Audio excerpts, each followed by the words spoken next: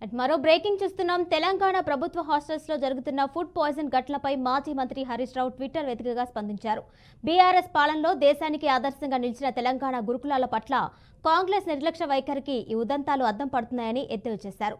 ప్రభుత్వం వెంటనే బాధిత విద్యార్థులకు మెరుగైన చికిత్స అందించాలని కోరారు. ఇలాంటి ఘటనలు పునరావృతం కాకుండా చర్యలు తీసుకోవాలని కాంగ్రెస్ ప్రభుత్వాన్ని డిమాండ్ చేశారు.